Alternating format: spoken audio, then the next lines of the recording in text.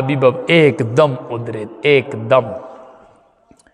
دم نبی علیہ السلام صرف د یو صحابي په لاس سره زر ولیدل، نبی علیہ السلام خپه شو چې سره زر کاش چې نبی علیہ السلام وایي چې زما په امت نارینه به سره زر نه استعمالوي. هغه سره زر هغه لر کړل وی غورځول.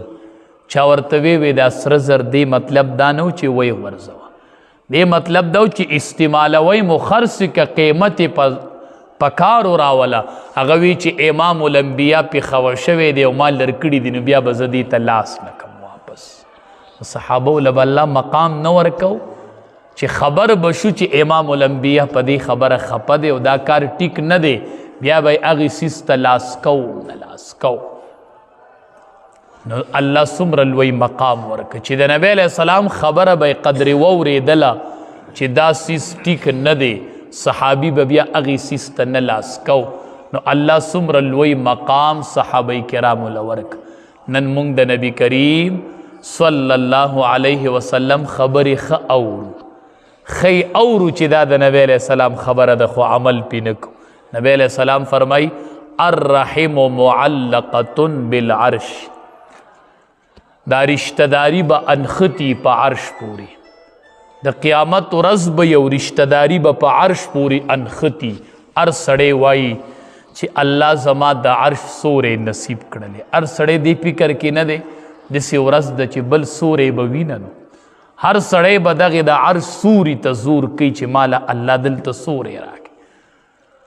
په دغې ورځ هر سړی د عرش د سوري په تمه یو او نبی علیہ السلام فرمایي الرحم معلقة بالعرش، دا رشتہ داری به په عرش پورې انخطي د قیامت په ورځ. ته به وایي د عرش ته لاندې سوري له زما رشتہ داری تقول من وصلني وصله الله ومن قطعني قطعه الله. د قیامت ورځ به یو رشتہ داری به اعلان کړي. رشتہ داری څه ته وایي؟ مور او ورور او خور او پلار او وراره تره د تره زوی ماما مامي، دا رشتہ داری ده که نه؟ دقه رشتہ داری به په عرش پورې نښتي. وی به یا الله چا چې دنیا کې یو ځای کړي وم نن را یو ځای کې ځان ته، یا الله چا چې پرې کړي وم الله د خپل رحمت نه یې لرې کړي د خپل رحمت. او دې په تمه دی چې زه به د عرش ته لاندې سوری غواړم او رشتہ داری به په عرش پورې نښتي او د الله عدالت بی او د رسول الله صلی الله علیه وسلم وکالت بی او رشتہ داری بوی تقول من وصلنی وصله الله ومن قطعنی قطعه الله. الله زی پری کړیوم الله د خپل رحمت نه لرکی، الله چې زی پی وس کړیوم نه ځان ته نږدې کی نه ځان ته نږدې کی. دا څومره لویه خبره ده. دا د امام الانبیا د خولې وینا نه ده. مونږ یې اورو نه، ولې زه نه منم چې د ټولې دنیا رښتینی و، ټولې دنیا منلی دی او عرب او عجم منلی دی، نو زه ولې د هغه خبرې نه منم چې دې کې به زما دپاره کامیابي وي.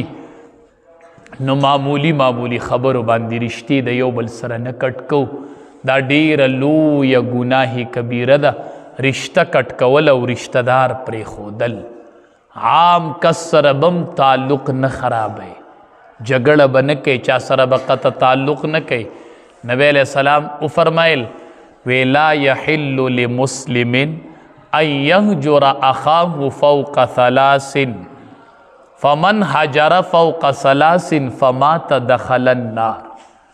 د یو مسلمان د پارم دا حلال ندی چې د مسلمان سره 3 ورځې قطع تعلق وکړي. د 3 ورځو نه په اپله چې چا د یو مسلمان سره قطع تعلق وکړو، تعلق ور سره ختم کو، د 3 ورځو نه پکې ډېرې ووړېدلې.